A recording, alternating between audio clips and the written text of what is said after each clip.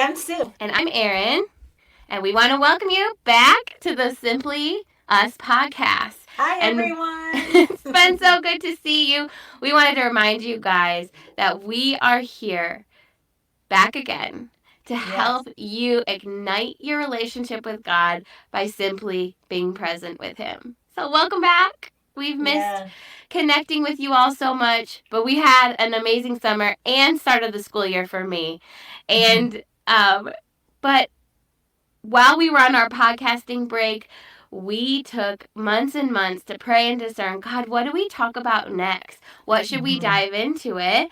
And I stumbled across this book called Breaking Free from Body Shame by Jess Connolly.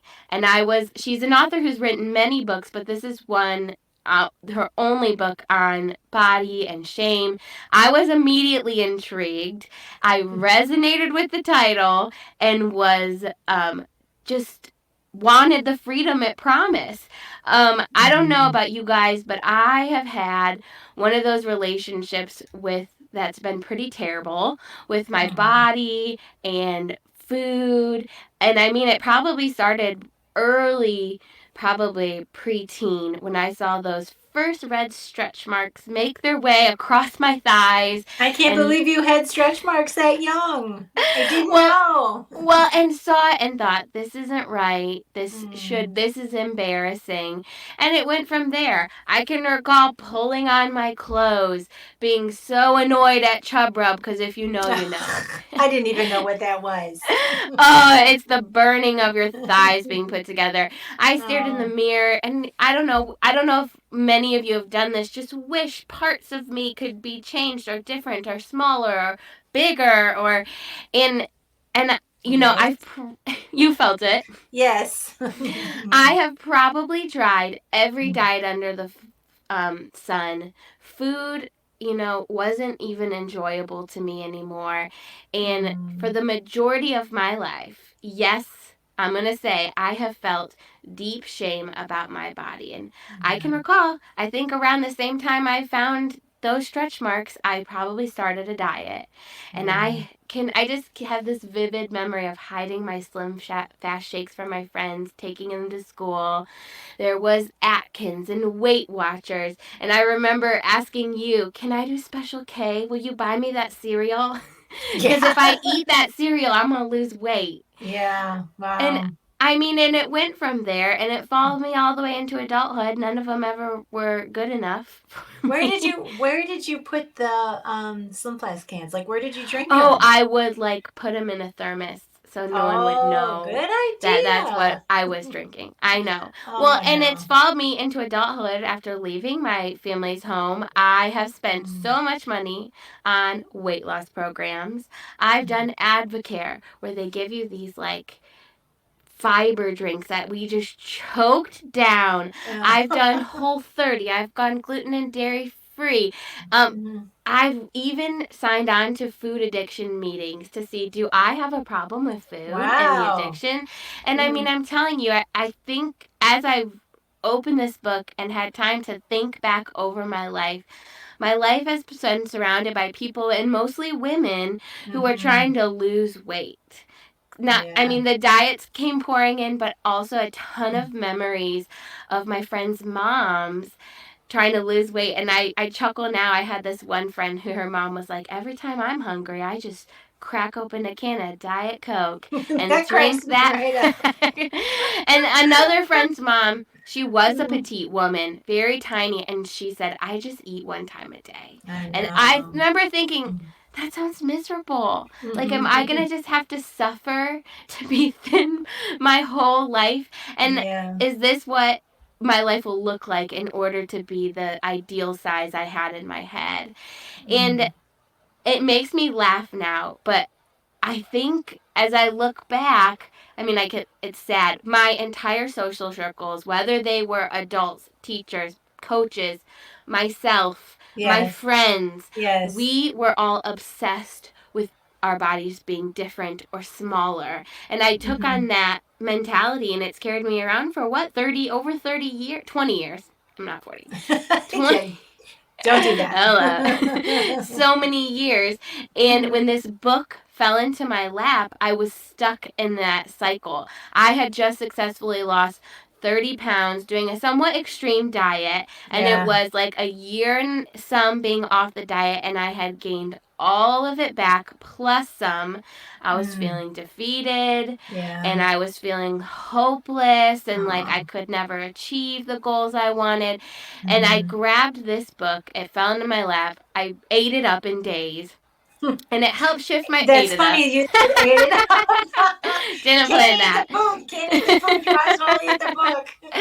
Well, it helped shift my perspective. I finished the book and could relieve a deep sigh. Not a sigh, like a deep breath of like letting it Take a all deep. out. Yeah. I Yeah. feel like I found the key to attaining that promise that the title said. And Yeah. so I knew this is what we should do on the podcast next. I even went on social media after I read it and was like, has anyone struggled with this? I will buy you this book. Did It's been anyone so helpful. respond? No, nobody did. Oh. But that's okay. And Yeah. it was the thought. And so Yeah. obviously my mom is my friend and we do this podcast together and I was like, Mom, you have to read this book.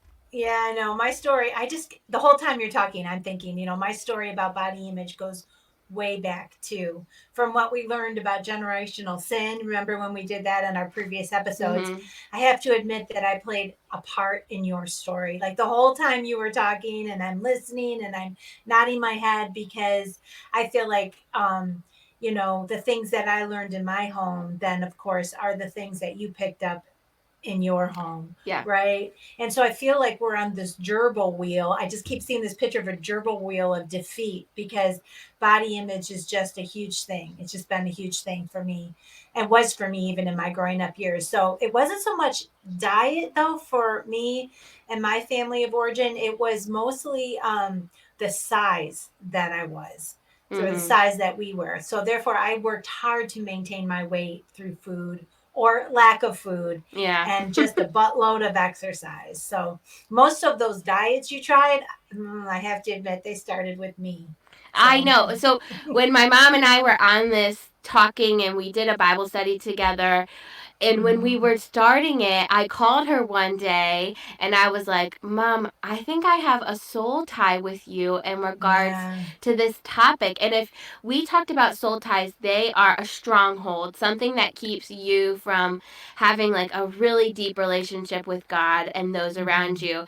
And if you want to like read about that quickly, episode 16, it's all on our blog, or you could pick up the episode and listen to it. yeah, But this stronghold believes me, my connection with my mom and my mm, feelings tied to her made me live less in that true identity of truly who God made me to be. It was yeah, like, I'm so connected to her, I can't be that. yeah, And it produces lots of negative emotions, and I think an excessive need to control or manipulate, having insecurity. And as we went through the process, it became clear to me like, I have a soul tie with my mom. I yeah, think in the area of body and food and what I should look like. And I think I was unknowingly and looking to you for my identity instead of yeah, really discovering the truth that came out.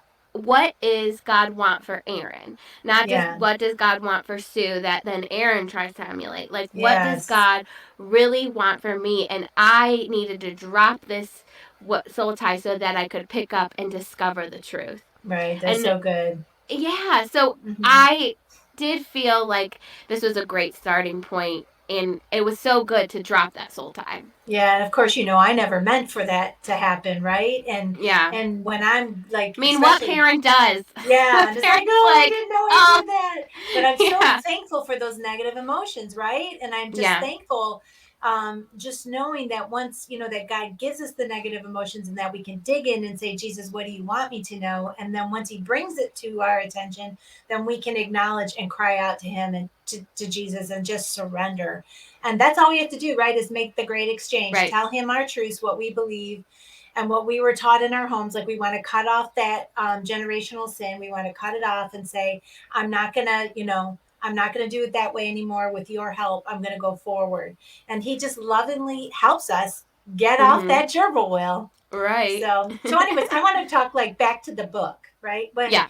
When Erin, when you were when you gave me that call about that book, and I want to tell you guys, like she gave me that call about the book. You can hear her energy and excitement, and wanting me to join her in it, because it was just so cool to see how it was affecting you Mhm. so deeply.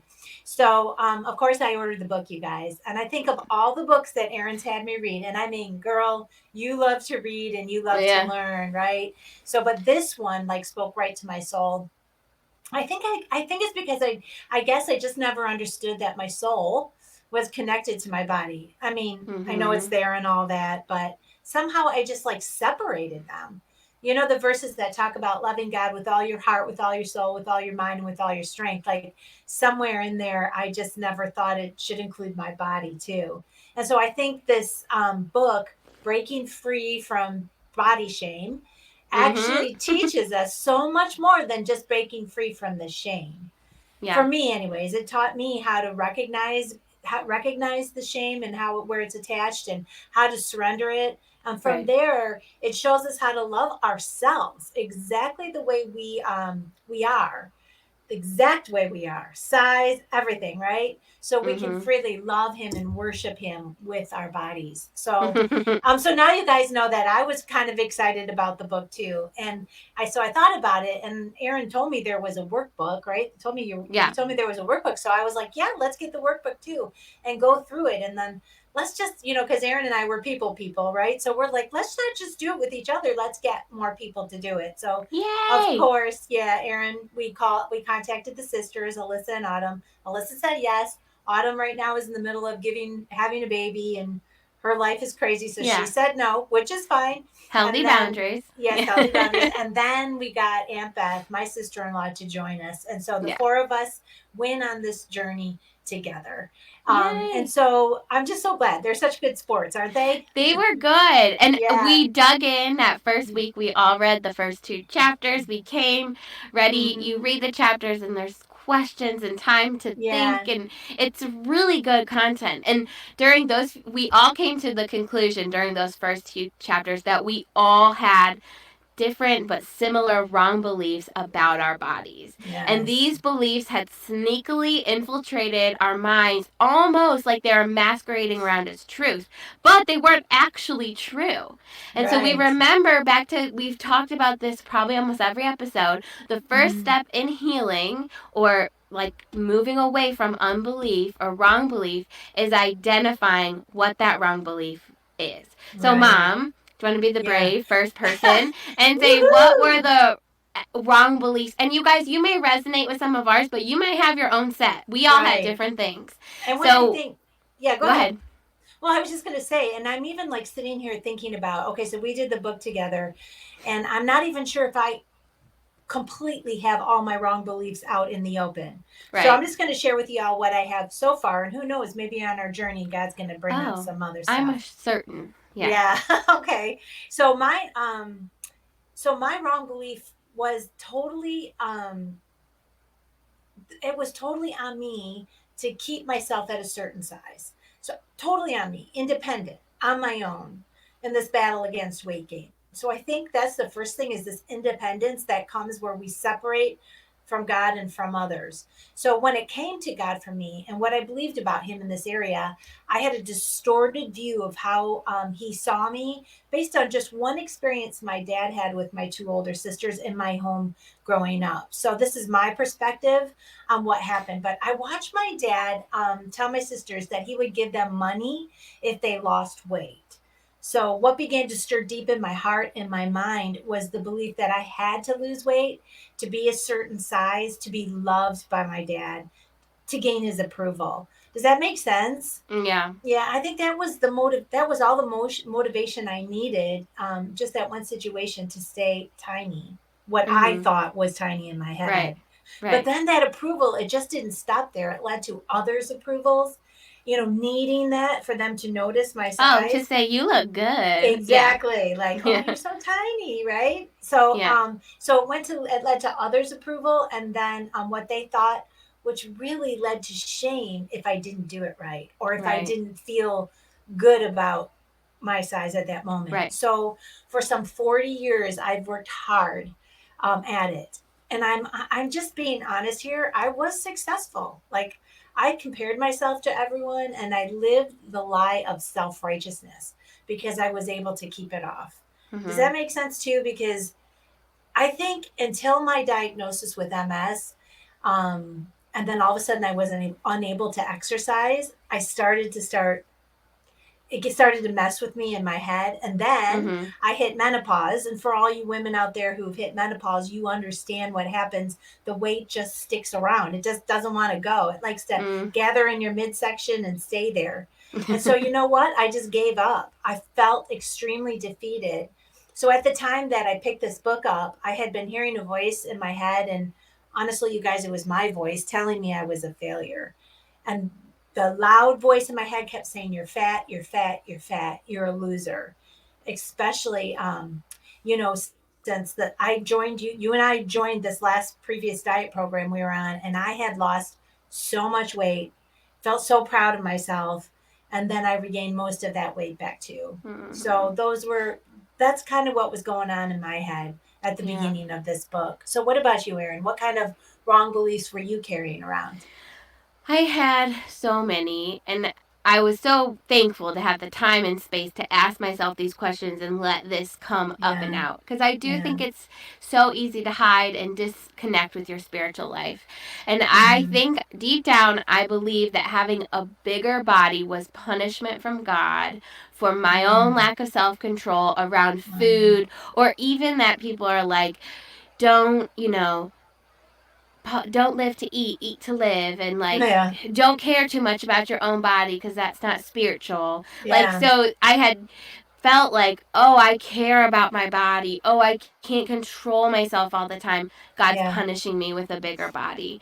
And it was Mm, telling the world basically that I am spiritually immature and I didn't possess that fruit of the mm, spirit of self control.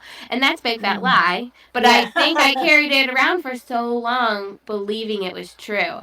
And Yeah. and I also had this, I am powerless. I think that this is what like diet culture has done to us. Like, I'm powerless to fix my body. I can't do it on my own. I always need someone's help. Someone always knows better than I do about how Mhm. to change my body. And I can't fix this relationship I have with food, whether it's comfort. And I can't break out of this cycle of caring so much and gaining and losing weight. And then Okay. lastly, I think I because I had put my body into so many people's others' hands to tell me how to lose weight or what program I should do or calories I should eat or fiber I should intake, I Yeah. couldn't trust myself to listen to my own body. Because Yeah. every time I tried or did something, the weight came back on, and I really became so fearful. Like, I had a spirit of fear surrounding knowing my body, looking at it, and obviously weight gain and it changing. Yeah. So all this is going on in our minds and in our hearts, and both of us like separate on Oh, our own yeah. individual gerbil wheels, just like going round and round and round, believing these lies in our head, never even considering to voice them out loud. Like Mm-hmm. until we picked up this book. Right.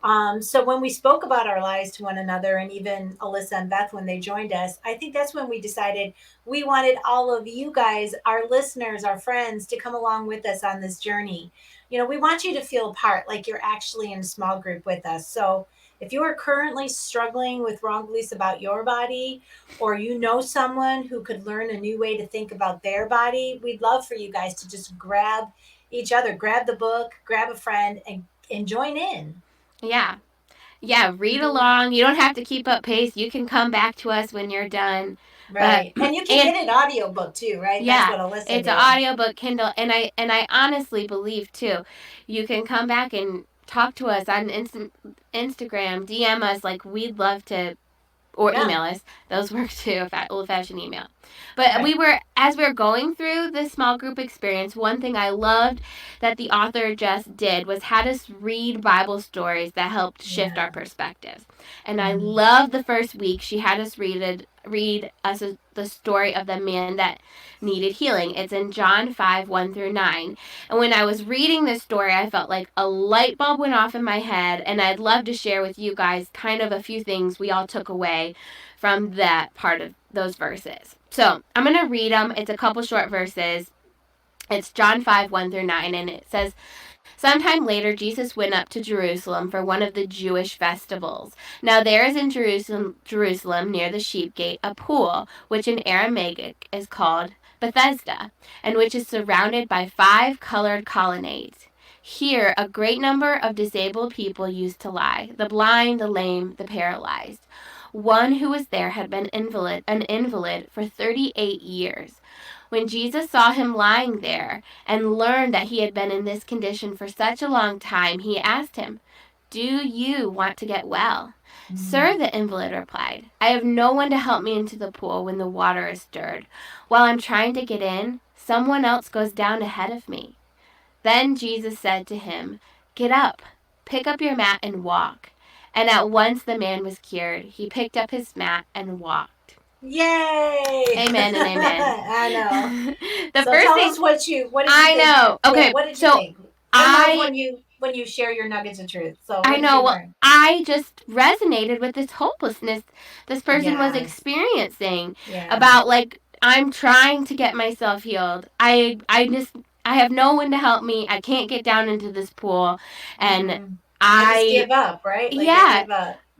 I felt, I mean, I think that's one of my own beliefs. I felt the same. Like, I can't heal Yeah. myself. I've tried to lose the weight. I've tried to be content. I've tried to all these things, and body shame is still following me around. Yeah. And I kind of had felt like I'm just going to struggle with this for the rest of my life, and I'm not able to see past it. Yeah. And it seemed like even everyone around me had their body weight under control. And Well, we thought we pretended like we did. Yeah. But I felt like I'm the only one floundering and being unhappy with my body. So that hopelessness, I was like, felt.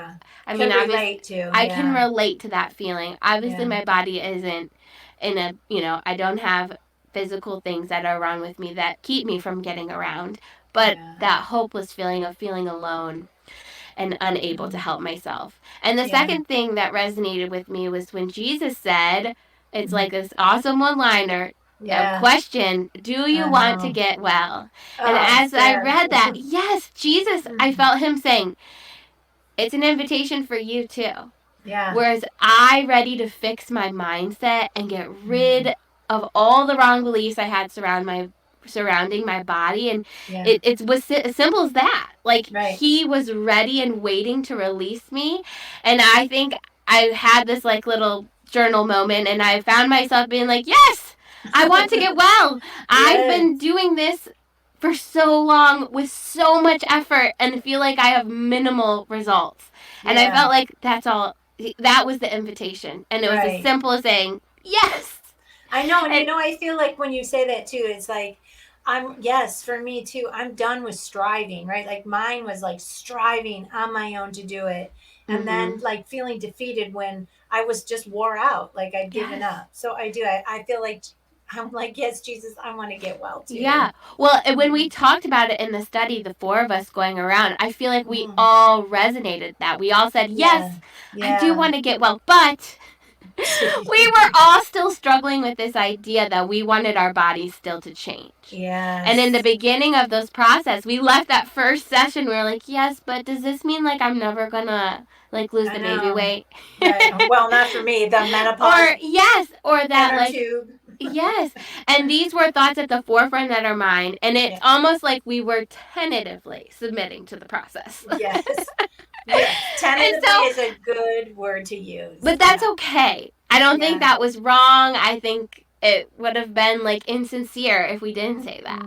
Yeah. So another part of the story that really struck me was this pool. It promised healing, which is amazing, but the healing was for just one person at a time if you could get to the pool quick enough by yourself. Meaning that not everyone truly had access to it. Yeah, it wasn't free. It cost you something. And if you didn't have it, so sad. And when Jesus enters the story, he has compassion on the man, and healing is promised. And his healing completely disregards the pool. It wasn't like he was like, well, let me help you in the pool.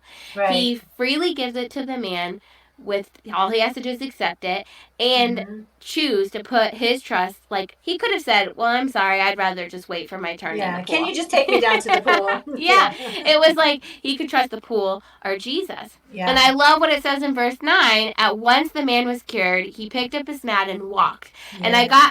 got to thinking all of a sudden, what was he cured of?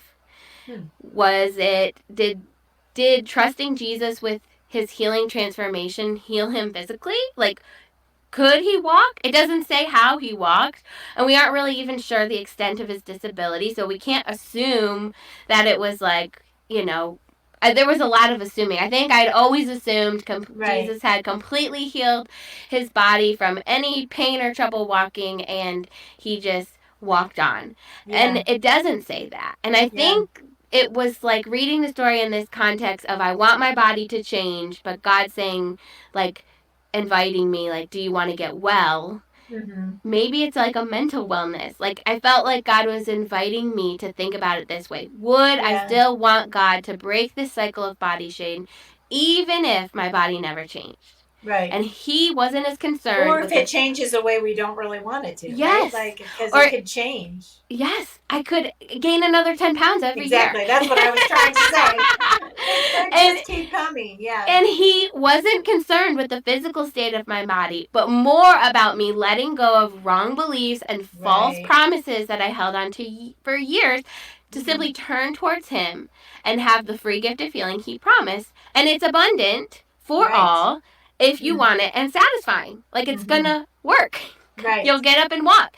And Right. with this new mindset about my body, I felt a little more at ease and ready to take on the next chapters of the book in steps towards really loving myself. Oh, that's And good. as we said, we want to invite you in the process with us. And the Right. first step is letting go of wrong beliefs. And we Exactly. thought, like we normally do at the end of every episode, we would do an imaginative prayer to help you identify potentially and let go of wrong beliefs. And Mom, would you lead us? Yeah, I'll lead us. And so what I attempted to do is do the imaginative prayer where we actually become one of the characters in the Bible story. So of course we want to be this invalid, this person of, how did you say it? I was supposed to say it? A I was trying person to tell her that he is not being invalid is not his name. He is a person who who is. is yes, an invalid person.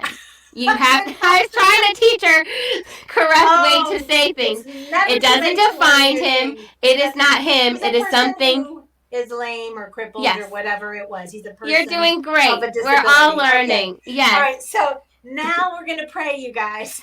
So we are going to just And like, hopefully you learn something. I know. So thank you, Erin, for sharing, and just thank you for sharing your heart and the things that God has taught you along the way. And yes, we want all of you to just be willing to go there and just be able to surrender your wrong beliefs. And believe me, as we're doing this, Erin and I are joining you Mm-hmm. and just wanting to just make sure He searches our hearts and shows us where we're getting tripped up in our minds so that we can lay it down and surrender it to Jesus. So Mm-hmm. let's pray together, you Okay. guys. I just like you all to visualize yourself as the person who is described as an invalid laying down on one of those 5 porches that had been constructed by the water.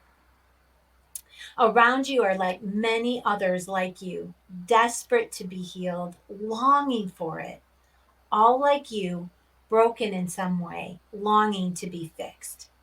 You have heard it whispered that in times past an angel had come and stirred the waters, and those who got there first would be healed.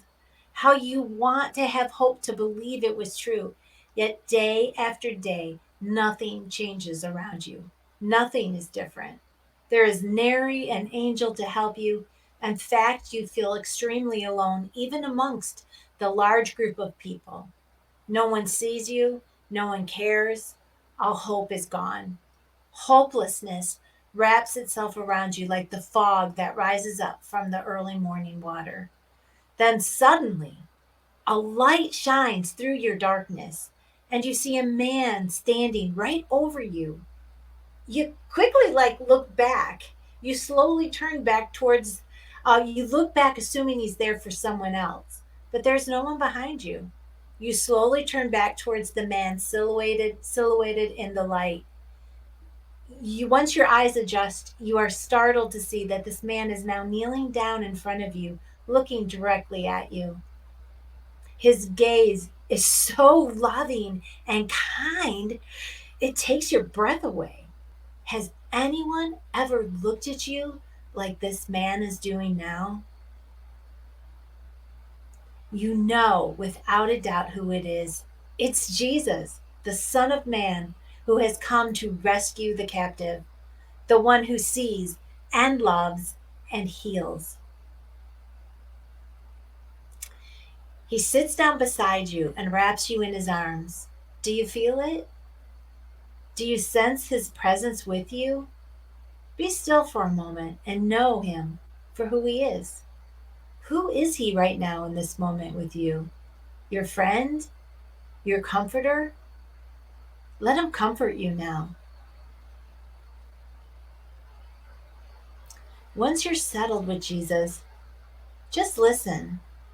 Just shut your mind off from all the distractions around you. Do you hear Jesus? Do you hear him asking you? He wants to know, friend, do you want to get well? Do you truly want to be free of this spiritual brokenness, this darkness that causes you to believe you will always be the broken one, that there's no hope for you? In order to say yes, you have to leave the rest of the broken people that got you here in the first place. You have to leave them behind. Are you willing to release those on the journey who caused you to be broken in the first place? Are you willing to forgive them? If your heart is saying yes, then let them go. Turn to them now. Visualize those people. Turn to them now and tell them. Say, I forgive you for, and list out the things that they did that caused you to feel less than the person God created you to be. Forgive them for those things that they said and did. Say to them, I release you of the debt you owe me. I want to be free. And so I turn from you and instead turn towards Jesus. With your face locked in with Jesus, you guys, surrender. One word, surrender. Tell him. Tell him the truth. I have no one else but you. No one else who can get me to the living water.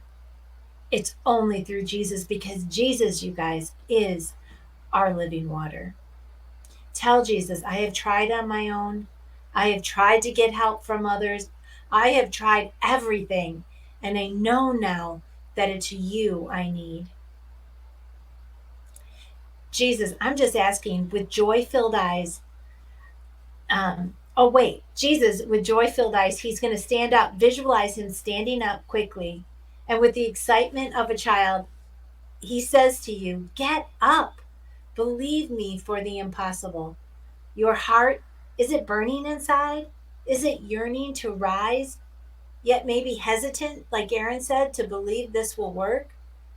Rise anyways. Please, you all, rise anyways. Grab his hand and take your stand.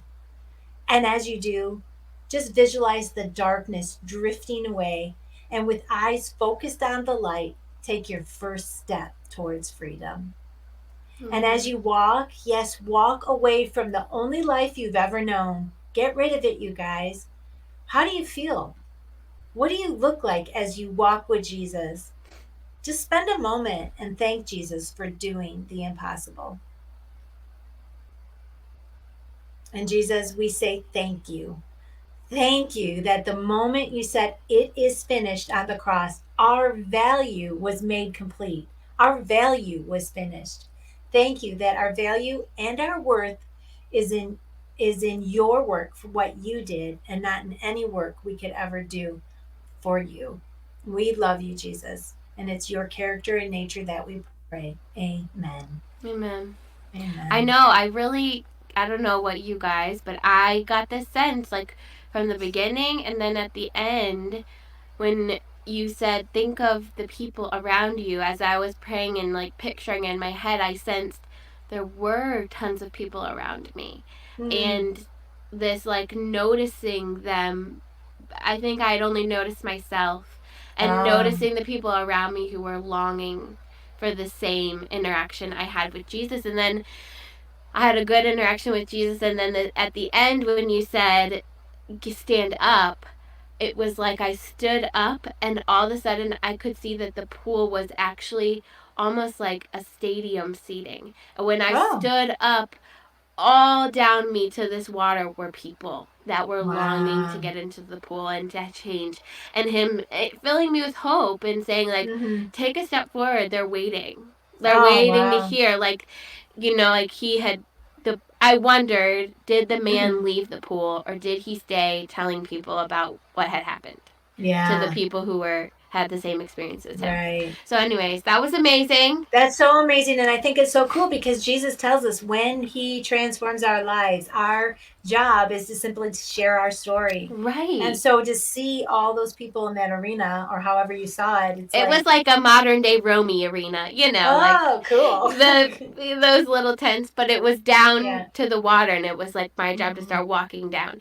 And Hmm. but that was amazing. And we'd love to hear from Hmm. you guys. If Yes. this prayer touched you, if you made it this far, so thankful.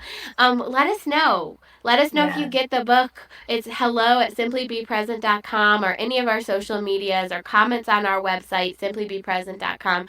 We would love to hear how God is at work in your life. If you're going to get Yes. this book, if you liked it, if you have questions, we're so happy to join in the community that is here. Big or Yes. small, new or old, young or older. We love hearing from you guys, because Yes.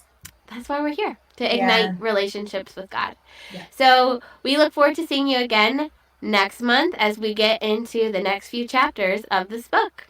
Okay, you guys, see you. Wait. All Yeah, right. we Bye. see you. Yeah. See you. All All right. Bye. right. Bye.